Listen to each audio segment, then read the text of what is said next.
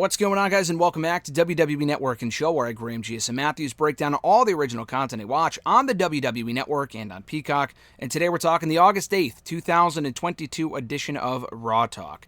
In the studio, hosting the show, Jackie Redmond, Matt Camp, breaking down the ending of the show that saw AJ Styles beat The Miz in a no disqualification match, and Dexter Lumis rushing the ring, or at least attempting to, before being taken out by security to close out the show. That was really cool. I know there were rumors of Dexter Lumis maybe being brought back in the last couple of days, and a lot like the Karrion Kross rumors, they acted pretty quickly on them. Not only was there talk of Dexter Lumis being brought back, there was actual action being made there, and Dexter Lumis being brought back immediately and showing up at the very ending of Raw. I thought that was really cool. I was a Dexter fan in NXT. I thought his release was a bit baffling to me, because I thought he would be perfect for the main roster. I'm glad Triple H feels that way as well.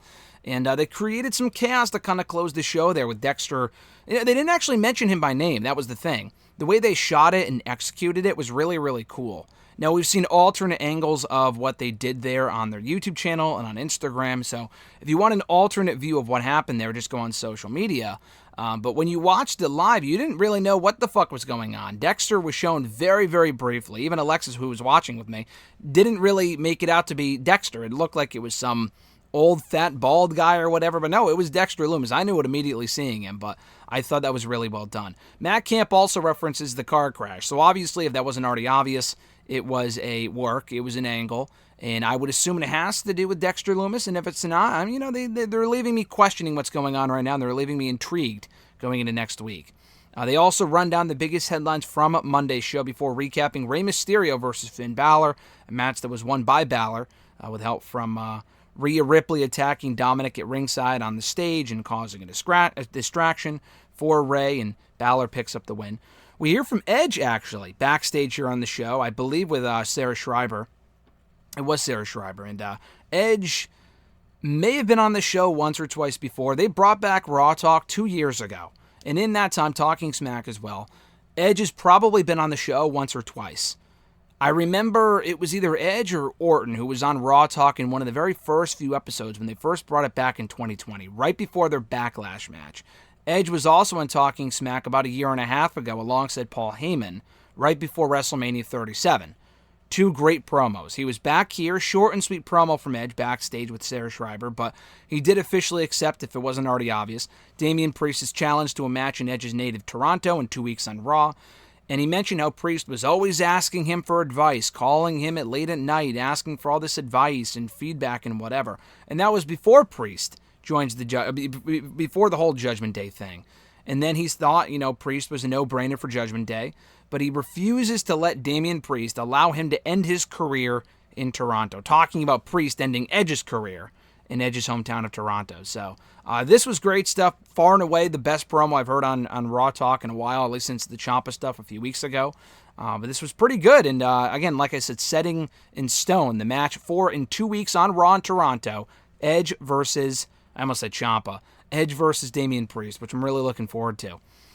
Jackie Redmond mentions that Edge has a strong record apparently in Toronto.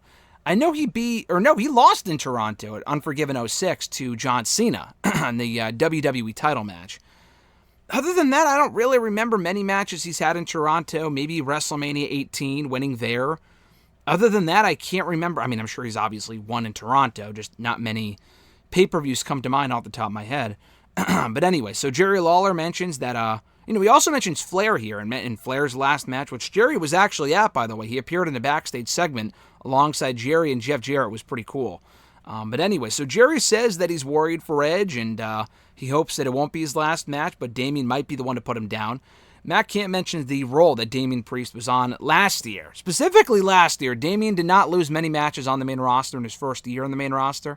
Unfortunately, he has fallen far since then. Towards the end of his reign as United States champion, he has lost a lot there. He lost a lot then. He's lost a lot lately in tag team action, singles action. So he's not really as protected now, but he was in his first year on the main roster.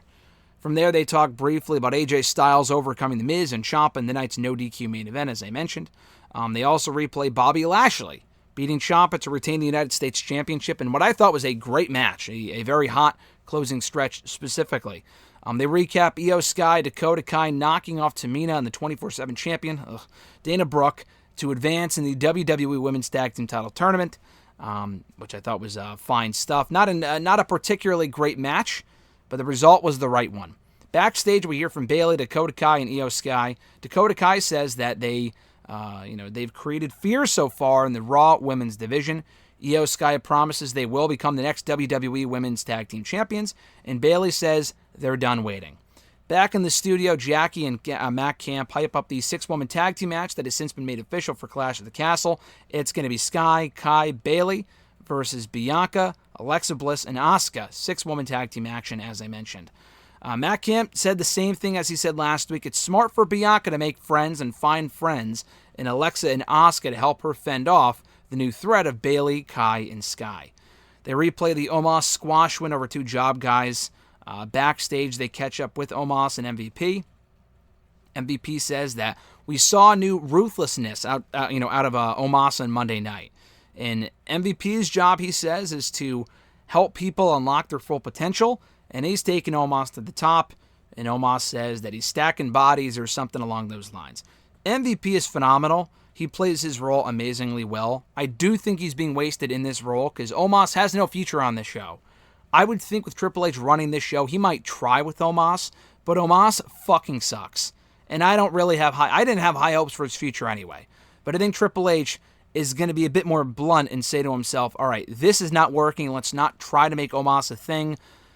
They got to keep him on the show, I guess, by doing what they did on Monday. Honestly, I would just use Omos to do what they did a couple of months ago and getting people like Bobby Lashley over, someone like a Veer over, who we haven't seen in a few weeks. That's just what I would do, but whatever. Fine promo from MVP there. Back in the studio, they recap the Rollins and Montez, not Ford matchup, but Angelo Dawkins matchup. Jerry Lawler praises Rollins and doesn't understand how anyone cannot be in the Seth Rollins bandwagon and that the Prophet's got to start switching it up to avoid losing, which he's not wrong there. I don't like Jerry Lawler's analysis most of the time, but he's not wrong. They've been losing a lot lately. Matt Camp says that Rollins is on a roll right now, and he teases he might have a sight set coming out of Clash of the Castle at the undisputed WWE Universal Championship, currently held by Roman Reigns. He said that before SummerSlam as well.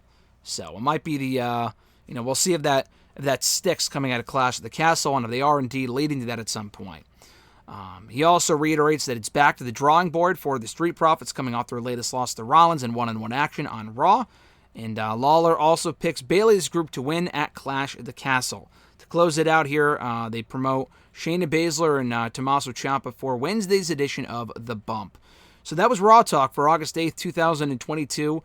They got some stars on the show. I thought MVP's promo was fine. The Omos stuff does nothing for me, but we got to hear from Bayley, Io Sky, Dakota Kai, all making their Raw Talk debut this week, which was great. And we also got to hear from, Edge as well, very briefly. I think he's been on Raw Talk before, but it's been a few years, so I thought that was great as well. Solid stuff this week from Raw Talk, like I said, for August 8th, 2022.